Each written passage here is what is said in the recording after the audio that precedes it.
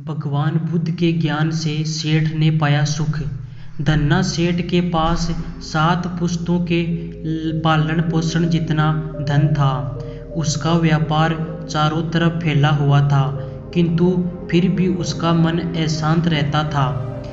कभी धन की सुरक्षा की चिंता तो कभी व्यापारिक प्रतिस्पर्धा में आगे निकलने का तनाव। चिंता और तनाव के कारण वह अस्वस्थ रहने लगा। उसके मित्र ने उसकी गिरती दशा देखी तो उसे बुद्ध के पास जाने की सलाह दी। सेठ बुद्ध के पास पहुंचा और अपनी समस्या बताई। बुद्ध ने उसे सांत्वना देते हुए कहा, तुम घबराओ मत, तुम्हारा कष्ट अवश्य दूर होगा। बस तुम यहाँ कुछ दिन रहकर ध्यान किया करो। बुद्ध के कहे अनुसार सेठ ने रोज ध्यान करना शुरू कर दिया, किंतु सेठ का मन ध्यान में नहीं लगा। वह जैसे ही ध्यान करते बैठता, उसका मन फिर अपनी दुनिया में चला जाता। उसने बुद्ध को यह बात बताई, किंतु बुद्ध ने कोई उपाय नहीं बताया। थोड़ी देर बाद जब सेठ बुद्ध के साथ वन में सायंकालीन भ्रमण कर रहा था, तो उसके पैर में एक कांटा चुभ गया। वह दर्द के मारे कराहने लगा। बुद्ध ने कहा, बेहतर होगा कि तुम जी कड़ा करके कांटे को निकाल दो, तब इस दर्द से मुक्ति मिल जाएगी। सेठ ने मन कड़ा कर कांटा निकाल दिया, उसे चैन मिल गया। तब बुद्ध ने उसे समझाया, ऐसे ही लोभ, मोह, क्रोध, घमंड व द्वेष के कांटे तुम्हारे मन में गड़े हैं। जब तक अपने मन की संकल्प शक्ति से उन्हें नहीं निकालोगे, अशांत ही रहोगे। सेठ का अज्ञान बुद्ध के इन शब्दों से दूर हो गया और उसने निर्मल हृदय की राह पकड़ ली। अपनी कुप्रवृत्तियों से मुक्ति के लिए संकल्पबद्धता अनिवार्य है।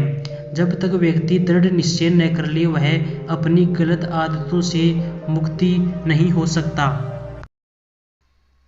बुद्ध की शिक्षा से गांव का उद्धार हुआ। एक युवक ने बुद्ध से आकर कहा, मेरा गांव अशिक्षित है। मैं अपने परिवार से झगड़कर थोड़ा बहुत पढ़ पाया हूँ। आगे और पढ़ना चाहता हूँ, किंतु सभी रोक रहे हैं। घर के लोग सोचते हैं कि खेती में खूब पैसा है और उसके लिए किसी शिक्षा की आवश्यकता नहीं है। यही सोच गांव वालों की भी है। कृपया आप मेरे गांव चलकर वहां शिक्षा का प्रसार करवाइए। बुद्ध युवक की बात मानकर गांव आ गए। धर्मभीरू ग्रामीणों ने बुद्ध का सत्कार किया और रोज उनके प्रवचन सुनने आने लगे। बुद्ध जब भी शिक्षा का महत्व बताते, ग्रामीण विरोधी मत रखते। एक दिन एक महिला अपने 5 साल के बच्चे के लिए पूछने लगी कि उसे किस उम्र से शिक्षा दिलवाई। तब बुद्ध ने समझाया कि तुम्हें तो 5 वर्ष पूर्व उसकी शिक्षा शुरू कर देनी चाहिए थी। उसे क्या खाना है, क्या नहीं, कैसे व क्या बोलना है, आदि बातें शुरू से सिखाओगी, तभी वो अपना उचित ख्याल रख सकेगा। बुद्ध की यह बात महिला सहित सभी ग्रामीणों को समझ में आ गई। उन्होंने अपने बच्चों को विद्यालय भेजना शुरू किया।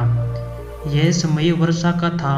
युवक ने लोगों को जल संग्रहण की तकनीक बताई। अधिकांश ने उपहास किया, किंतु युवक अपना काम करता रहा।